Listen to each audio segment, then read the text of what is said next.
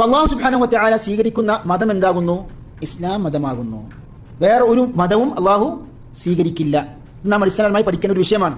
കാരണം നമ്മുടെ നാട്ടിലൊക്കെ വിദ്യാഭ്യാസ രംഗത്ത് ഭൗതിക വിദ്യാഭ്യാസത്തിൽ മാത്രം ഒതുങ്ങി ജീവിക്കുന്ന പലരും അവരൊരു പക്ഷേ പല സാമൂഹിക പ്രവർത്തനങ്ങളിലൊക്കെ സാംസ്കാരിക പ്രവർത്തനങ്ങളിലൊക്കെ അവർ മുഴുകുന്നുണ്ടാവും. പക്ഷെ അതോടൊപ്പം തന്നെ മതരംഗത്ത് ഏത് ദീനായാലും പ്രശ്നമില്ല, സ്വഭാവ ഗുണങ്ങളൊക്കെ മെച്ചപ്പെട്ടു കഴിഞ്ഞാൽ അവൻ നല്ലൊരു മനുഷ്യനായി മാറിയാൽ മതി എന്നൊരു ചിന്താഗതി, തെറ്റായ ചിന്താഗതി പലരുടെയും ഒരു പക്ഷേ മുസ്ലിം നാമധാരികളുടെ മനസ്സിൽ കടന്നു വന്നിട്ടുണ്ട്. അതുകൊണ്ട് തന്നെ മറ്റുള്ള മതങ്ങൾ അതിനെ സംബന്ധിച്ചുള്ള ഒരു പഠനം അല്ലെങ്കിൽ അതിനെ വെറുക്കുന്ന മറ്റുള്ള മതങ്ങൾ അത് കുഫ്റാണ് എന്ന് പോലും പ്രഖ്യാപിക്കാൻ കഴിയാത്ത ഒരു സാഹചര്യത്തിലാണ് ചില വിഭാഗക്കാർ. അപ്പോൾ ശരിക്കും നമ്മുടെ ദീൻ ഏതാണ്? മറ്റുള്ള മതങ്ങളൊക്കെ അത് കുഫ്റാണ്, അത് നമുക്ക് അംഗീകരിക്കാൻ പറ്റില്ല. കാരണം അല്ലാഹു തആല പറഞ്ഞു, ഇന്ന ദീന ഇൻദല്ലാഹിൽ ഇസ്ലാം.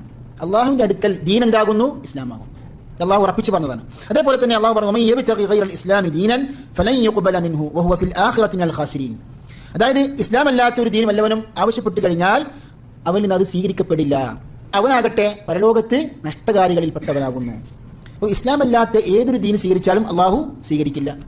പലരും ചോദിക്കാറുണ്ട്, അതായത് ഒരു അമുസ്ലിമായ മനുഷ്യൻ, ഒരു പക്ഷേ ഹിന്ദുവാകട്ടെ ക്രിസ്ത്യാനിയാകട്ടെ, നല്ല സ്വഭാവമായിരിക്കും, സൽക്കർമ്മങ്ങൾ ചെയ്യാറുണ്ട്, അവരുടെ ഭാഷയിൽ ദാനധർമ്മങ്ങൾ കൊടുക്കാറുണ്ട്, അള്ളാഹു സ്വീകരിക്കില്ലേ?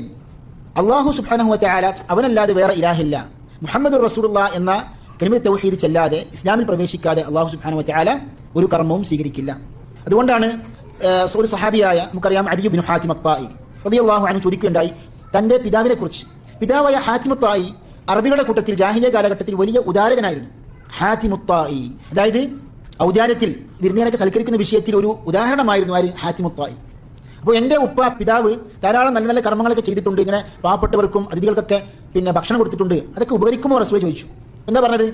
താങ്കളുടെ പിതാവ് ഒരിക്കലും റബ്ബി ഗ്ഫിർലി ഖതീഅതി യൗമദ്ദീൻ, അതായത് പരലോകത്ത് വെച്ച് അള്ളാഹു എൻ്റെ പാപങ്ങളൊക്കെ എനിക്ക് പുറത്തു തരണമേ എന്ന് അള്ളാഹുവിനോട് തേടിയിട്ടില്ല എന്ന്. അഥവാ അള്ളാഹുവിൽ വിശ്വസിച്ചിട്ടില്ല എന്ന് അർത്ഥം. എന്ന് പറഞ്ഞാൽ അള്ളാഹുവിനെ മാത്രം മഅബൂദാക്കി അള്ളാഹിനെ മാത്രമേ ആരാധിക്കാൻ പാടുള്ളൂ എന്ന് പ്രഖ്യാപിച്ചുകൊണ്ട് ലാ ഇലാഹ ഇല്ലല്ലാഹ് മുഹമ്മദ് റസൂലുള്ളാഹ് അഥവാ തൗഹീദ് അംഗീകരിക്കാത്ത മനുഷ്യനായിരുന്നു. അതുകൊണ്ട് അത് സ്വീകരിക്കപ്പെടില്ല. അപ്പോൾ പറഞ്ഞു വരുന്നത്, ഇസ്ലാം ദീൻ എത്താത്ത, പ്രബോധനം എത്താത്ത വിഭാഗത്തെ സംബന്ധിച്ചിടത്തോളം അവർ സ്വർഗത്തിൽ നരകത്തിലോ നമുക്കറിയില്ല. അല്ലാഹു സുബ്ഹാനഹു വ തആലയുടെ അടുക്കലാണ് അതിൻ്റെ അറിവ്. ഞാൻ പറഞ്ഞു വരുന്നത്, ഇസ്ലാം ദീന് എത്തിയിട്ടും അതിനെക്കുറിച്ച് പഠിക്കാനുള്ള സാഹചര്യം ഉണ്ടായിട്ടും അത് നിഷേധിച്ച് തള്ളിക്കളഞ്ഞ ഒരു മനുഷ്യനെ സംബന്ധിച്ചിടത്തോളം അവർ തീർച്ചയായും നഷ്ടകാരികളിൽ പെട്ടവരാകുന്നു.